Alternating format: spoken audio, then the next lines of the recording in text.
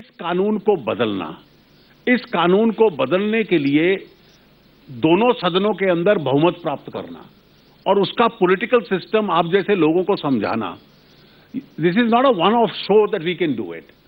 अब 26 मई से लेकर आज तक मैं ऐसे 25 रिफॉर्म स्टेप्स आपको गिना सकता हूं जो हमारी सरकार ने लिए हैं, और इस वक्त जो कुछ वो छोड़कर गए हैं इस तरह के काम, उसको अंडू करना अपने आप में इकोनॉमिक रिफॉर्म्स की नई परिभाषा बन गई है। यानी आप स्वच्छ भारत को पहले यूपीए के जो कार्यक्रम थे उनको स्वच्छ कर रहे हैं, उसके बाद भारत को स्वच्छ करेंगे। लेकिन मैं ऑडियंस की तरफ जाने के पहले एक आखिरी सवाल, ये किस तरह का कैबिनेट है जिसमें एक तरफ है अरुण जेटली और दूसरी तरफ है साध्वी निरंजना? ये किस तरह का कैबिनेट? आप दोनों के बीच में मैं कोई आइडियोलॉजिकल या कोई केमिस्ट्री नहीं देखता सर, एक तरह से, क्योंकि एक व्यक्ति कहते हैं रामजादा या हरामजादा, दूसरे आप कहते हैं। जिस तरह की राजनीति के बारे में आप बात करते हैं, क्या कहीं ना कहीं एक धोरापन है कि नहीं, डबल स्टैंडर्ड्स है कि नहीं? कोई, मैं इसमें डबल स्टैंडर्ड नहीं मानता हूं। जहां तक लैंग्वेज का प्रयोग था, it clearly lacked in civility, और इसलिए सबसे पहले प्रधानमंत्री जी ने अपनी बात स्पष्ट की पार्टी की मीटिंग के अंदर, और फिर संसद के अंदर खड़े होकर कहा कि ये बिल्कुल गलत कहा, उनको भी बतलाया। लेकिन इस देश का एक मिजाज आप समझ लीजिए, इस देश के मिजाज में केवल आप जैसे और मुझ जैसे लोग नहीं है, एक बहुत बड़ा समाज दूसरा हर प्रकार का है। अब वो एक समाज के वर्ग से आती हैं, जो वर्ग कहीं अति पिछड़ा वर्ग है, कहीं दलित माना जाता है, एक पर्टिकुलर सोशल बैकग्राउंड है। और किसी भी सरकार में भारत जैसे विभिन्नता के देश में हर प्रकार का वर्ग संसद में भी और पावर स्ट्रक्चर में भी उसका इन्वॉल्वमेंट तो जरूरी है। यानी अगर मैं दलित हूं तो मैं इस तरह की भाषा का प्रयोग कर सकता हूं? देखिए, दोनों चीजों को आप डिस्टिंग्विश कर दीजिए।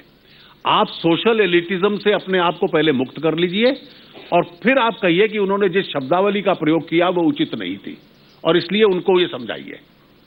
लेकिन केवल ये कहना कि अरुण जेटली में और साध्वी में कोई तालमेल नहीं है, आपके इस वक्तव्य में जो सोशल एलिटिज्म की बू आती है, उससे हम लोग अपने आप को डिटैच कर लें। यानी आप कह रहे हैं कि आप इस सरकार में हिंदुत्व का एक ट्रैक रहेगा जो साध्वी रिप्रेजेंट करती है, और एक मिडिल क्लास एक्सेप्टेबल फेस रहेगा, चेहरा रहेगा अरुण जेटली। देखिए, आप शब्दावली अपनी चूज कर लीजिए, मैं वो शब्दावली के अंदर नहीं जाना चाहता।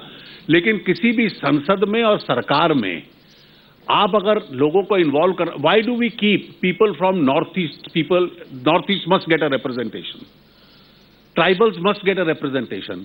अब पार्लियामेंट्री डेमोक्रेसी में ये सारे वर्गों को डिसीजन मेकिंग प्रोसेस के अंदर इन्वॉल्व करना, अब इसकी चुनौतियां भी हैं, और लेकिन उस चुनौतियों की वजह से उनको इन्वॉल्व ना किया जाए, ये इसको मैं उचित नहीं मानता हूं। क्योंकि आज राहुल ने अमित शाह से पूछा अबाउट साक्षी महाराज, उन्होंने कहा मैं साक्षी महाराज के गोडसे के कमेंट पर कमेंट नहीं करूंगा, आप कमेंट करेंगे?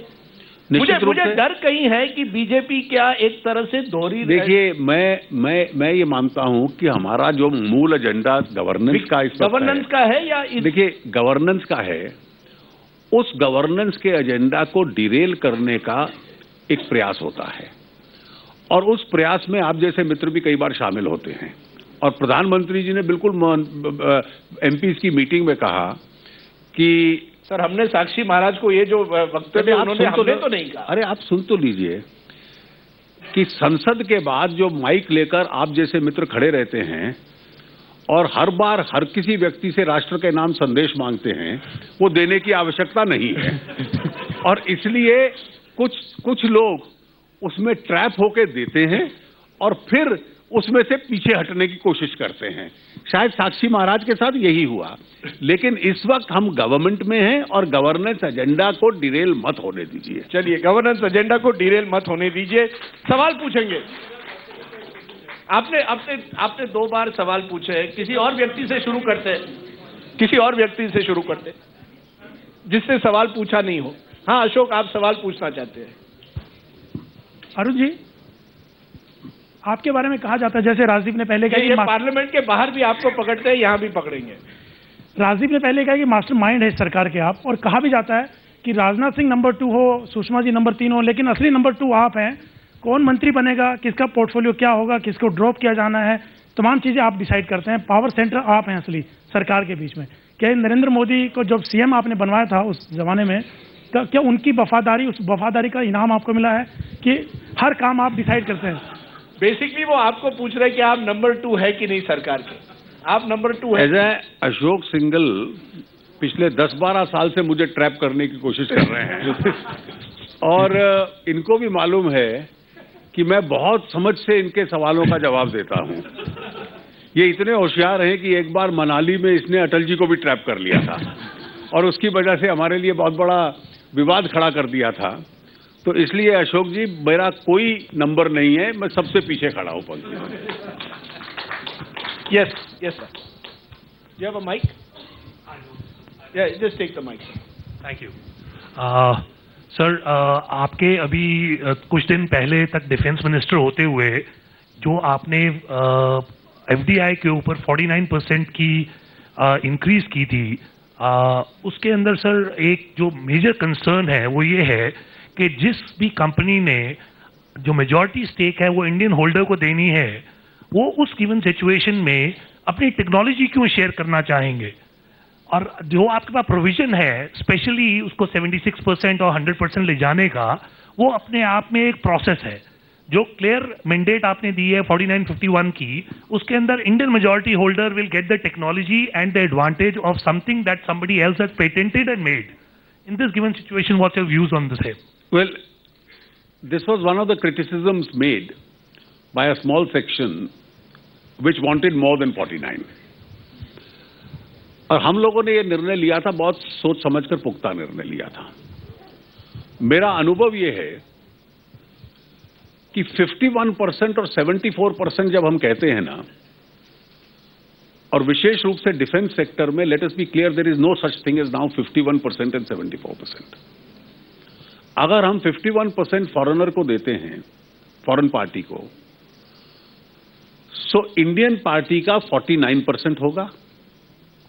और इस वक्त भारतीय कॉमर्शियल जगत में ऐसा कोई नहीं है जो हाई इन्वेस्टमेंट एरिया में इतनी इन्वेस्टमेंट करेगा 49 की in order to become a minority stake holder. The biggest Indian corporates are not going to put in 49% to be a minority in the company. Telecom में हमने देख लिया, 51 became 74 and by pyramiding 74 became the ultimate. There is no sector with 51 and 74 which has survived at that, because Indian corporates don't have that kind of a financial capacity to sustain that. Secondly, 51% actually means that a plant located in Germany or US or France will physically shift to India without any domestic capacity building. That is not the objective. अब जब मैंने 49 का निर्णय लिया तो defence acquisition council की हर महीने मैंने मीटिंग्स शुरू करवाई, जो मनोहर पारेकर जिनको कंटिन्यू कर रहे हैं। मैंने मेजर ऑर्डर्स पे कंडीशन लगाई। पहला ऑर्डर दिया 58 ट्रांसपोर्ट एयरक्राफ्ट्स, उस पे कंडीशन लगाई only Indian companies can apply. अब 58 डोमेस्टिक एयरक्राफ्ट्स बनने हैं इंडिया में by an Indian company with a 49% partner. और मैं आपको बतला दूं, कोई दुनिया की एयरक्राफ्ट मैन्युफैक्चरिंग कंपनी नहीं थी, एयरबस से लेकर नीचे तक, जो भागी हुई हिंदुस्तान नहीं आई। In search of an Indian partner, we can't ignore an order of 58 aircrafts. Next order हमने दिया, कोई 400 के करीब तीनों सर्विसेज को हेलीकॉप्टर्स चाहिए थे। 1/3 विदेश से आएंगे क्योंकि अर्जेंटली चाहिए थे, 2/3 डोमेस्टिक मैन्युफैक्चर होंगे। सारी हेलीकॉप्टर मैन्युफैक्चरिंग कंपनीज आ गई इंडियन पार्टनर्स के साथ जॉइंट वेंचर्स करने के लिए, because the size of the orders is such that they can't ignore it. तो अगर कहीं एफडीआई के सक्सेसफुल होने का अंदेशा नजर आता है, इंश्योरेंस में जब खुलता है तो निश्चित होगा। In insurance there is a lot of money, it's a low hanging fruit, there is a lot of money waiting to come in. As far as defense is concerned, there is a flurry of activity of joint ventures going on. There are Indian corporates which have already at least 5 big ones and some small ones which have gone into defense manufacturing. And now there is a flurry of activity with regard to joint ventures which people are wanting to enter with them. Let me get some more questions. Yes, madam. Sir नमस्कार, मैं अमृता धवन हूँ Congress party से। Sir मेरा सवाल है, क्योंकि आप हमेशा अपने आर्टिकुलेशन के लिए जाने जाते हैं, you smartly at times try to escape from the questions, पर मैं ये पूछना चाहती हूँ कि एसबीआई बैंक ने जो 6200 करोड़ का जो फंड सैंक्शन किया है अदानी ग्रुप्स को, आपके ऊपर ये सवाल हमेशा आता है, लेकिन उस पर आप लोग हमेशा भाग जाते हैं कि अडानी जी नरेंद्र मोदी जी के अजीज हैं क्या, सिर्फ इसलिए उनको इस तरीके का एडवांटेज दिया गया कि ब्रेकफास्ट टेबल पर बैठकर वहां पर सामने आमने बैठकर चेयरमैन को कहा गया कि आप देखिए इनको यहाँ पे ये प्रोजेक्ट देना है, जबकि उनकी इंडस्ट्री को बहुत सारे फॉरेन बैंक्स ने फंड्स देने से मना कर दिया था। तो ऐसी स्थिति में आपको नहीं लगता कि किसी एक पर्टिकुलर इंडस्ट्रियलिस्ट को अपने साथ ले जाना और गवर्नमेंट वेंचर्स में जबरदस्ती उसके लिए एडवांटेज क्रिएट करना, क्या ये करप्शन का एक हिस्सा नहीं? मैडम आपने, मुझे लगा वो बैंकर थी, वो कांग्रेस की नेता है। आप बोलिए। आप नहीं, इसलिए फिक्शन राइटर होना जरूरी नहीं है उसके लिए। ये कहां से आ गया कि स्टेट बैंक के चेयरपर्सन को ब्रेकफास्ट टेबल पे बुलाया? Don't run a political party on the basis of such fictions. मैं आपको बताऊं, मैं इस देश का फाइनेंस मिनिस्टर हूं। किस कमर्शियल एंटिटी को किस पब्लिक सेक्टर बैंक से पैसा मिल रहा है कि नहीं मिल रहा, उसकी क्रेडिट वर्दीनेस पे डिपेंड करता है, उसके ऑपरेशंस क्या हैं। तो नवीन जिंदल की कंपनियों को जो पब्लिक सेक्टर बैंक फाइनेंस करते थे वो सोनिया गांधी दिलवाती थी क्या? नहीं, एक मिनट, आप बात सुनिए। So let us not trivialise a political debate. There are large business houses in this country which get funding, they get international funding, they get funding from public sector banks.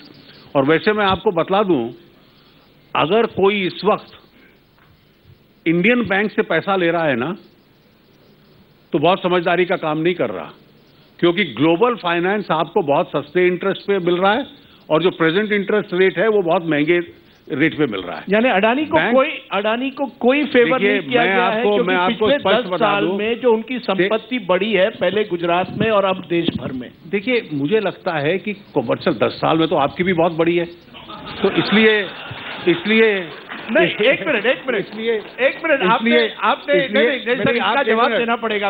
Rajdeep और अडानी में आप compare मत कीजिए। Don't be a cover story in a magazine. देखिए, magazine, now the first principle you must keep in mind, never believe the media entirely because there are many cover stories which appear in the media.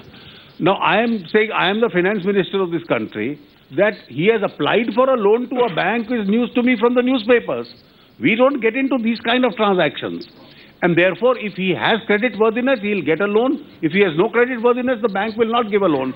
Secondly, the state bank itself has clarified, we have not given him a loan. There is a proposal he has made. We have signed an MOU to consider whether we have to give it to him or not. The bank has made this statement. Sandeep. And mind you, amongst the public sector banks, State Bank, with its moderate banking policies and image, it's a traditional bank. It has one of the best bank chairpersons today.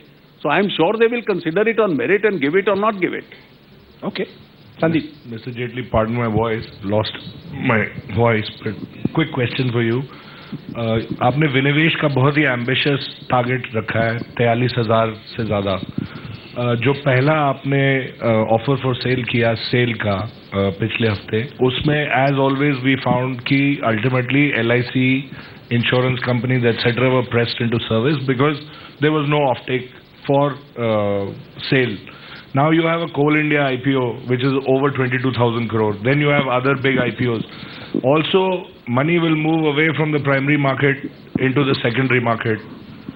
So, how will you deal with this, and will money keep shifting? Sandeep, first of all, let's see. When I, in a lighter vein, told Rajdeep, never believe headlines entirely.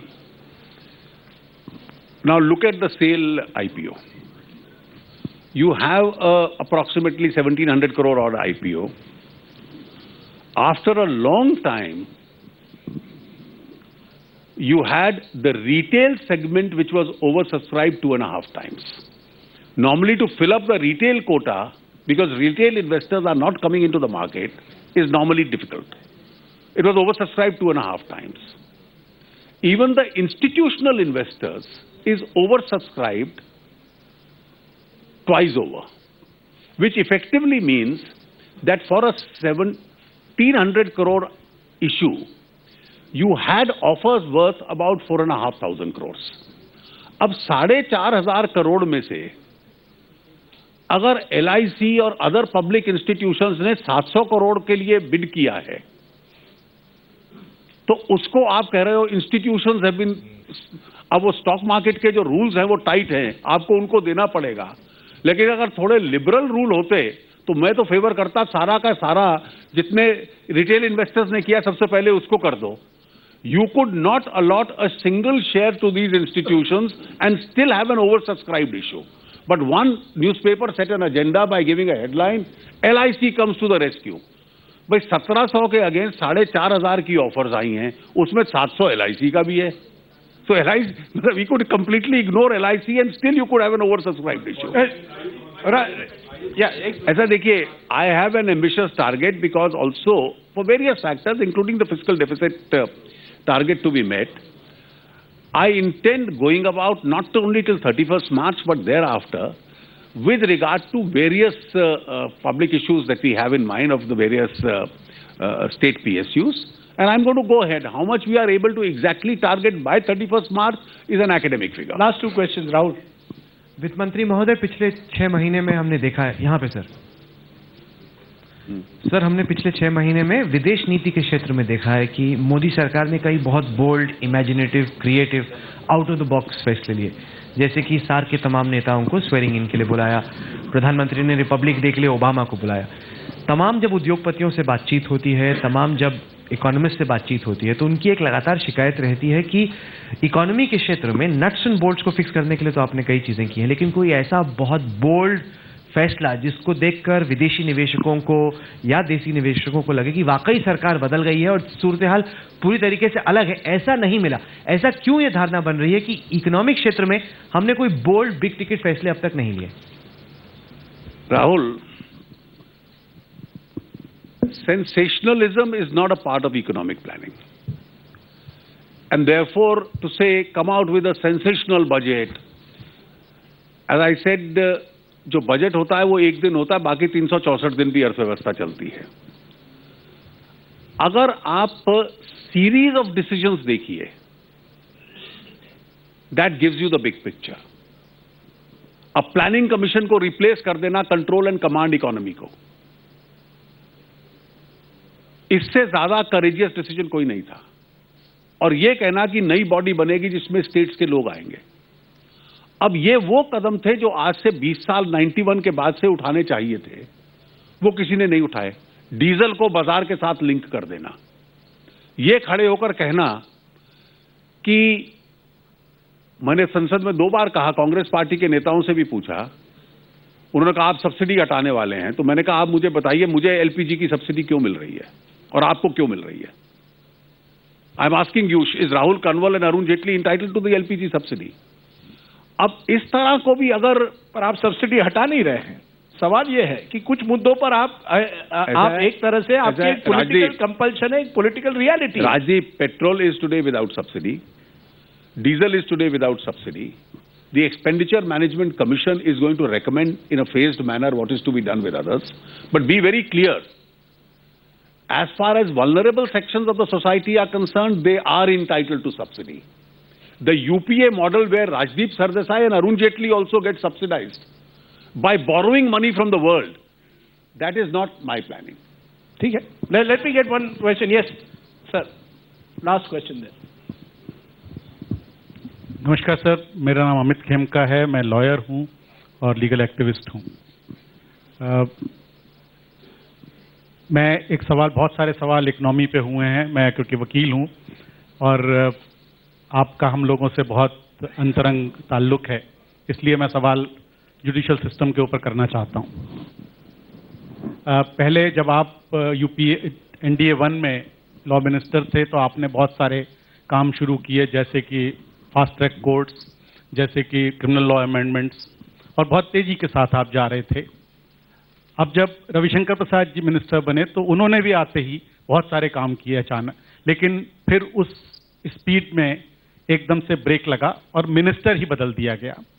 तो मैं जानना चाहता हूं कि जहां परिस्थिति ये है कि करीब 33% वैकेंसीज हाई कोर्ट में हैं, करीब 25% वैकेंसीज लोअर कोर्ट में हैं, वहां पर एक मिनिस्टर जो कि बहुत अच्छे से काम कर रहे थे उनको हटा देना और दूसरे एक मिनिस्टर को ले आना जो कि शायद वकालत में भी नहीं है, पिछले वकील तो जरूर हैं वो, लेकिन वो वकालत में भी नहीं है, तो कहां तक as a responsible person of the ministry of the government, how would you justify this that is there no urgency so far as judicial system is concerned? और इसके साथ साथ ये जुड़ा हुआ है, कई लोग समझते हैं कि जेटली जी, मोदी जी और एक दो व्यक्तियों को छोड़कर टैलेंट का अभाव है आपके मिनिस्टर। अच्छे आप लोगों ने अच्छे लोगों को बाहर से नहीं लाया है और जो कुछ आपके बीजेपी में भी थे उनको आपने मार्गदर्शक मंडल में डाल दिया।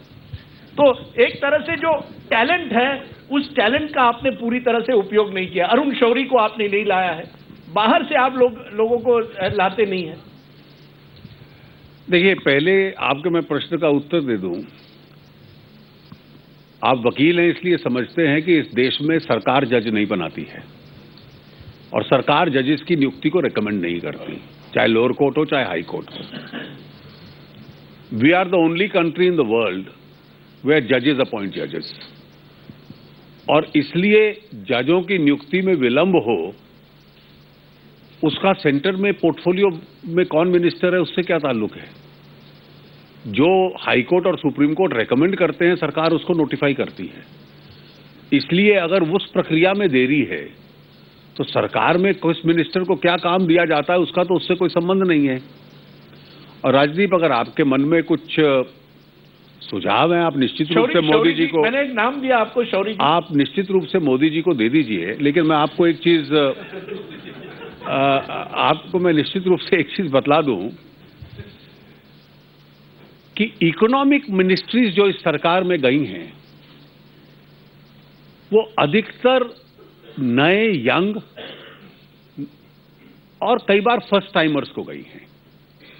उस वक्त आप जैसे मित्रों ने कहा कि क्या टैलेंट का अभाव है, मैं आपको बतला दूं मेरा अनुभव इसका बहुत अच्छा है। ट्रेडिशनल पॉलिटिशियंस जो थे वो आउट ऑफ द बॉक्स सोच नहीं पाते थे और इसलिए किस क्षेत्र के अंदर क्या रिफॉर्म हो इसमें उनको कठिनाई थी। अब जिस गति के साथ पावर सेक्टर और कोल सेक्टर रिफॉर्म्स हो रहे हैं, एक यंग मिनिस्टर हैं पीयूष गोयल, जिस गति के साथ पूरी दुनिया के सामने हिंदुस्तान को अकेला खड़ा कर दिया और उसके बाद हमने बाली का टेक्स्ट WTO का अमेंड करवाया निर्मला सीतारमन ने, अब ये फर्स्ट टाइम मिनिस्टर्स हैं। अब compare to traditional politicians who were occupying this, अब यूपीए में एंटनी साहब बहुत सीनियर थे, उनको लगता था कि 49 करोगे तो देश की सुरक्षा को डिफेंस में खतरा हो जाएगा, उन्होंने 10 साल होने नहीं दिया। तो मुझे लगता है कि probably as in media, so in journalism, grey wisdom is not necessarily the best. Sir, ऐसा है, I'm going to end there. We are approaching lunch, भोजन का समय है और मैं चाहता हूं कि आप हमारे साथ भोजन ले, लेकिन मैं आपको आखिर में पूछूंगा व्हाट इज योर सीक्रेट, कि आप मिनिस्टर फॉर फाइनेंस है, minister for information and broadcasting है, आप कॉर्पोरेट अफेयर्स भी एक तरह से संभालते हैं, इसके साथ साथ आप BCCI में भी बीच बीच में दखल देते हैं, आप इतने कम समय में इतना ज्यादा काम कैसे कर पाते हैं? आपके सीक्रेट क्या है? एक कोई सीक्रेट होगी।